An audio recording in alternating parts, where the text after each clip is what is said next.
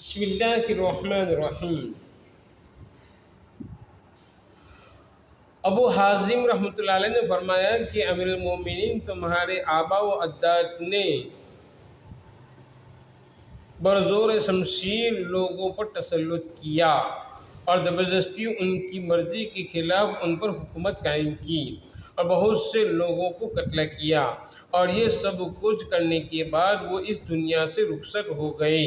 کاش آپ کو معلوم ہوتا کہ اب وہ مرنے کے بعد کیا کہتے ہیں اور ان کو کیا کہا جاتا ہے۔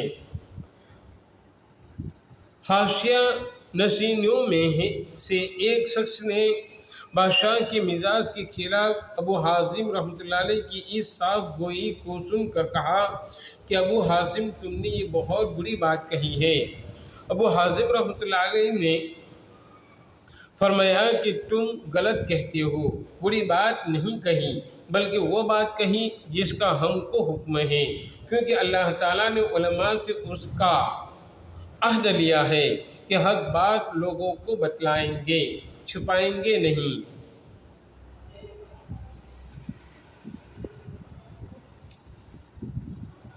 لِيُبَيِّنُنَّهُ لِلنَّاسِ وَلَا يَكْتُمُونَهُ، یہی وہ بات ہے جس کے لیے یہ طویل حکایت امام قرطبی نے آیت مذکورہ کی تفسیر میں درج فرمائی۔ سلیمان نے پھر سوال کیا کہ اچھا اب ہمارے درست ہونے کا کیا طریقہ ہے؟ فرمایا کہ تکبر چھوڑ دو، مروت اختیار کرو اور حقوق والوں کو انصاف کے ساتھ تقسیم کرو۔ سلیمان نے کہا کہ ابو حازم کیا ہو سکتا ہے، آپ ہمارے ساتھ رہیں۔ فرمایا خدا کی پناہ۔ سلیمان نے پوچھا کیوں؟ فرمایا کہ اس لیے کہ مجھے خطرہ یہ ہے کہ میں تمہارے مال و دولت اور عزت و جاہ کی طرف کچھ مائل ہو جاؤں جس کے نتیجے میں مجھے عذاب بھگتنا پڑے۔ پھر سلیمان نے کہا کہ اچھا آپ کی کوئی حاجت ہو تو بتلائیں کہ ہم اس کو پورا کریں۔ فرمایا ہاں، ایک حاجت ہے کہ جہنم سے نجات دلا دو اور جنت میں داخل کر دو۔ سلیمان نے کہا کہ یہ تو میرے اختیار میں نہیں ہے۔ فرمایا پھر مجھے آپ سے اور کوئی حاجت مطلوب نہیں۔ آخر میں سلیمان نے کہا کہ اچھا میرے لیے دعا کیجیے۔ تو ابو حازم نے یہ دعا کی، یا اللہ، اگر سلیمان آپ کا پسندیدہ ہے تو اس کے لیے دنیا اور آخرت کی بہتری کو آسان بنا دے، اور اگر وہ آپ کا دشمن ہے تو اس کا بال پکڑ کر اپنی مرضی اور محبوب کاموں کی طرف لے آ۔ سلیمان نے کہا کہ مجھے کچھ وصیت فرمائیے۔ ارشاد فرمایا کہ مختصر یہ ہے کہ اپنے رب کی عظمت اور جلال اس درجے میں رکھو کہ وہ تمہیں اس مقام پر نہ دیکھے جس سے منع کیا ہے، اور اس مقام سے غیر حاضر نہ پائیں جس کی طرف آنے کا اس سے حکم دیا ہے۔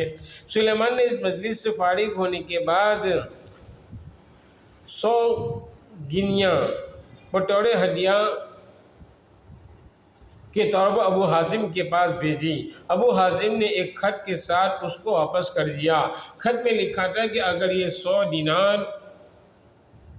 میرے کلمات کا معاوضہ ہے تو میرے نزدیک خون اور خنزیر کا گوشت اس سے بہتر ہے، اور اگر اس لیے بھیجا ہے کہ بیت المال میں میرا حق ہے تو مجھ جیسے ہزاروں علماء اور دین کی خدمت کرنے والے ہیں، اگر سب کو آپ نے اتنا ہی دیا ہے تو میں بھی لے سکتا ہوں، ورنہ مجھے اس کی ضرورت نہیں۔